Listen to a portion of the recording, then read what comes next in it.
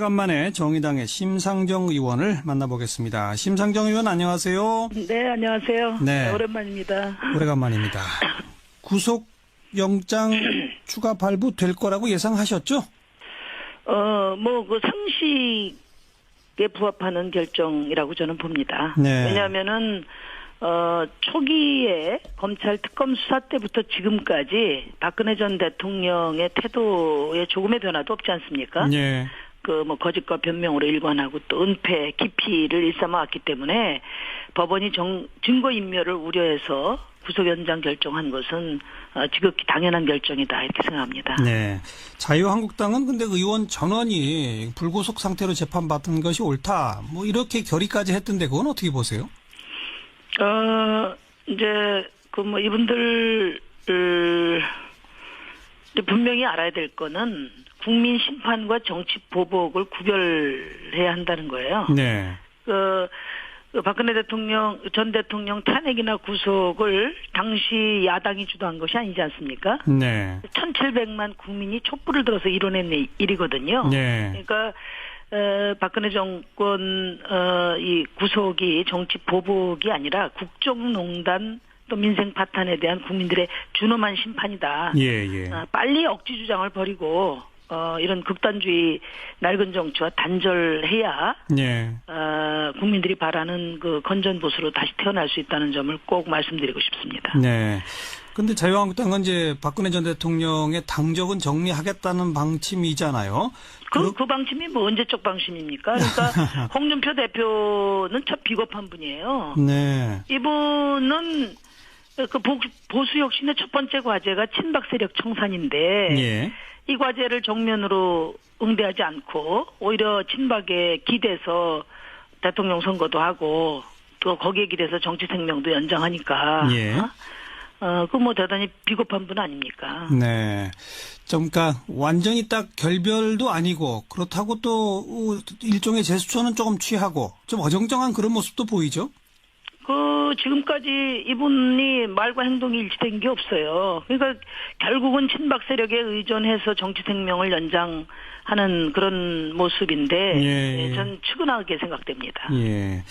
그런가 하면 자유한국당 얘기가 나온 김에 바른정당의 또 상당수 의원들은 지금 자유한국당하고 어쨌든 다시 합쳐야 된다.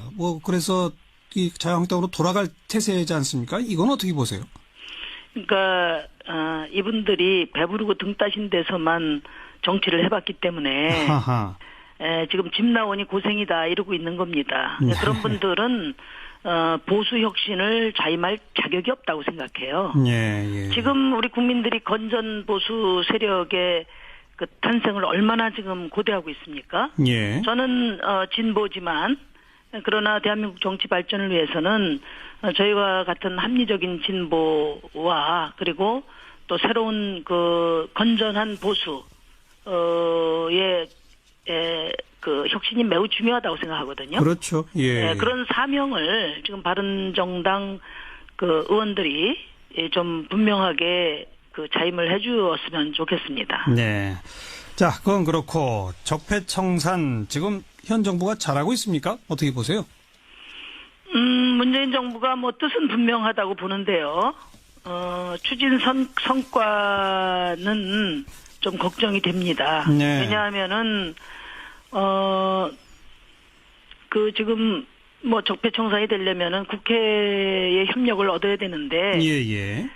그래서 여소야대 전국에서 국정운영의 리더십을 어떻게 확보할 거냐가 지난 대선에서도 중요한 쟁점이었어요. 물론이죠. 그런데 지금 문재인 정부가 이런 여소야대 전국에 대한 대책은 지금 없는 게 아니냐. 네. 그러다 보니까 실질적인 야당들과의 협력 방안을 마련하지 못하고. 예.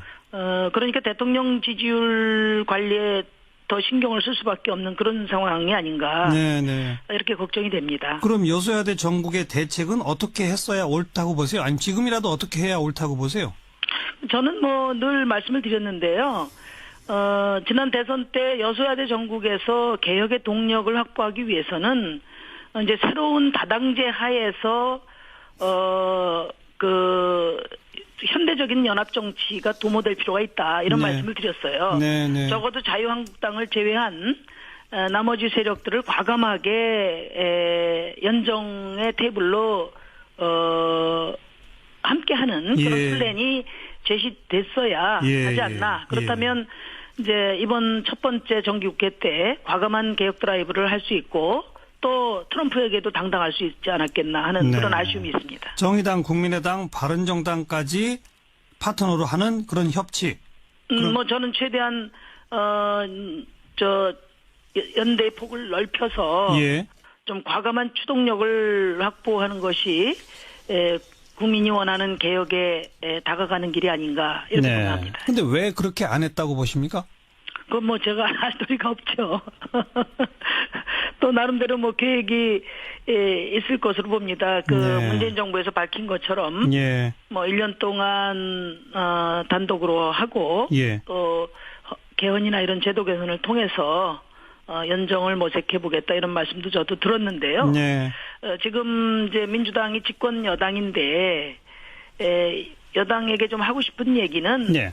이제는 과거와 같은 양당 체제로 다시 돌아가지 않습니다. 예. 바른정당이 뭐 다시 합칠 수도 있고 또 어떤 뭐 변화가 있을 수 있지만 네.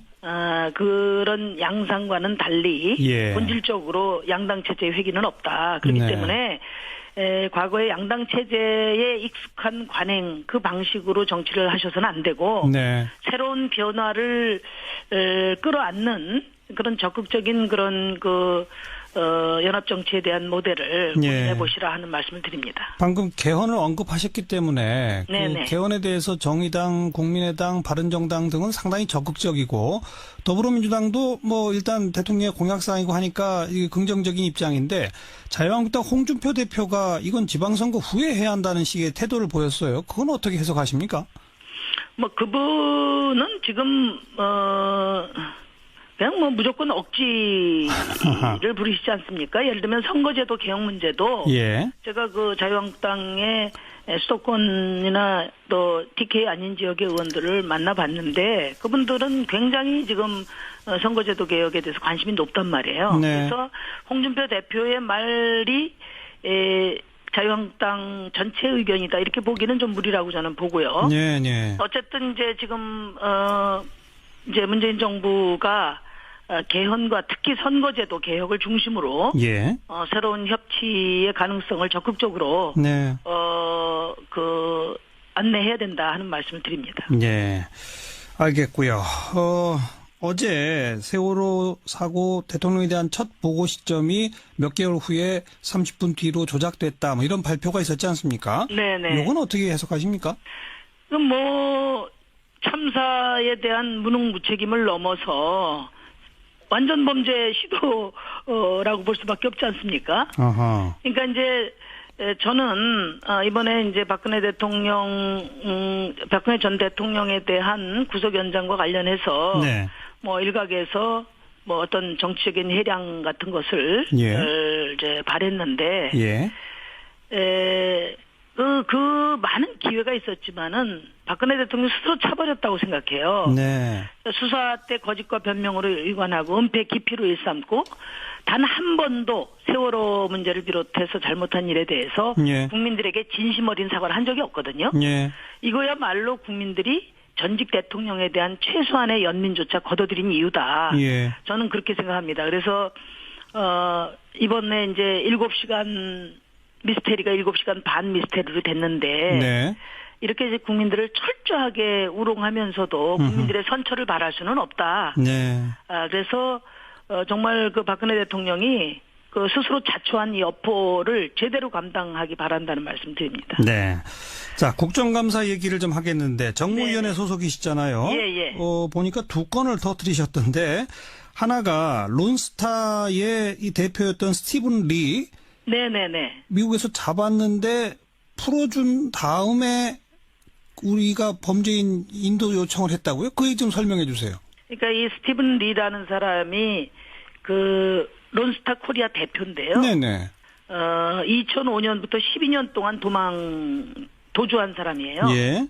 그러니까 이 사람이 이번 론스타 지금 국제 소송에서 성패를 좌우할 수 있는 핵심 증인이거든요. 예. 그래서 정부가 2015년에 인터폴에다가 적색 수배령을 내렸는데 네. 문제는 지난 8월 6일 날 잡혔어요. 이탈리아에서. 아, 이탈리아에서. 네네네. 예. 그랬는데 그 자료를 보니까 18일 날 이탈리아 재판에 재판 신청을 해가지고 석방이 됐는데 그것도 정부가 모르고 어허. 그것보다 4일이나 뒤인 22일 날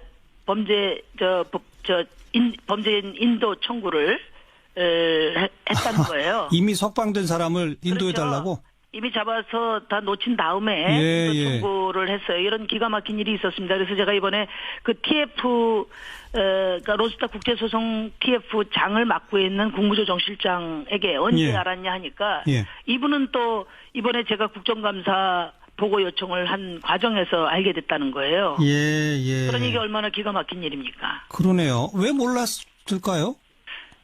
정부가 인터폴에 적색 수배를 요청한 건 우리 정부지 않습니까? 그러니까 이게요, 지금까지 제가 이 론스타 문제가 왜 중요하냐면, 이 소송가액만 5조 천이거든요. 네네. 그러니까 이게 세 가지 그 혐의로 돼 있는데, 이 한 가지만 잘못돼도 조 단위의 돈을 우리가 세금으로 물어내야 된단 말이에요. 그렇죠. 그러니까 매우 중요한 거죠. 예. 그러니까 아마 우리 국민들이 그 기억을 하실지 모르지만, 다 기억하시겠죠. IMF 경제위기 때 당시 부실기업 정리를 위해서 국민의 열세가 169조가 투입됐거든요. 예. 그중에 한 50조는 증발되고 누구 주머니에 가 있는지 몰라요. 예. 그걸 우리 국민들이 지금 매년 3, 4조씩 세금으로 메꾸고 있어요. 예. 앞으로도 계속 메꿔야 돼요. 그렇죠. 그러니까 김대중 대통령께서는 당시에 2년 만에 IMF 졸업선언을 하셨지만은 예. 우리 국민들은 아직도 지금 IMF 경제 위기를 벗어나지 못하고 있는 그렇죠. 상황이거든요. 예. 그 핵심적인 해외 투기 자본 먹튀 자본이 이 론스타 문제인데 네. 이 문제를 지금 정부가 이렇게 소홀히 다루고 있다는 거. 예. 이 점에 대해서는 우리가 좀 경각심을 가져야 된다고 그렇죠. 말씀을 드렸어요. 이건 뭐 전 정부가 아니라 현 정부가 잘못하고 있는 거네요, 명백하게. 그러니까 이제 이 문제가 이게 국제 중재 소송 중이라는 이유로 네. 모든 정보를 국회에도 일체 밝히질 않았어요. 몇 년 동안 제가 계속 이걸 점검을 하고 있는데 예. 조금의 보고도 안 했단 말이에요. 네. 그러면 국제소송에서 이기기 위해서 정보도 밝히지 못했다면 똑바로 했어야 되는데 그렇죠. 예. 지금 과거 정유라 시건에는 국민들이 다 지켜보고 또 감시를 하고 있으니까 네. 특검이 적극적으로 나서서 소환을 했는데 이거는 다 봉쇄해놓고 네. 정보를 봉쇄해놓고 지금 엉망으로 하고 있는 겁니다. 자기들끼리도 비밀이 되다 보니까 이렇게 놓친 거로군요. 네. 네. 자, 또 한 건 하신 게 CJ에서 아주 예. 조그만 규모의 보험 대리점 알고 보니까 뭐 손경식 회장의 친인척 두 곳에다가 2천억대 보험을 계약을 몰아줬다? 그거 좀 짧게 한 말씀만 해주세요. 그러니까 이제 일감 몰아주기가 그동안에 큰 문제가 됐지 않습니까? 네. 근데 일감 몰아주기에 대해서 많은 제도적인 개선이 있었는데 예. 이 재벌들의 일감 몰아주기가 뛰는 놈이 나는 놈이라고 예. 새로운 유형으로 계속 발전하는 겁니다. 보험 몰아주기로. 예, 그러니까 CJ가 삼성화재에 한 2천억, 2,300억 정도 몰아줬는데 네. 그 중간에 예. 아무 실질적인 역할도 없는 보험 대리점을 한 2개 띄워서 띄워가지고 그 수수료를 얼마를 챙긴 거예요? 한 200억 아. 챙겼죠.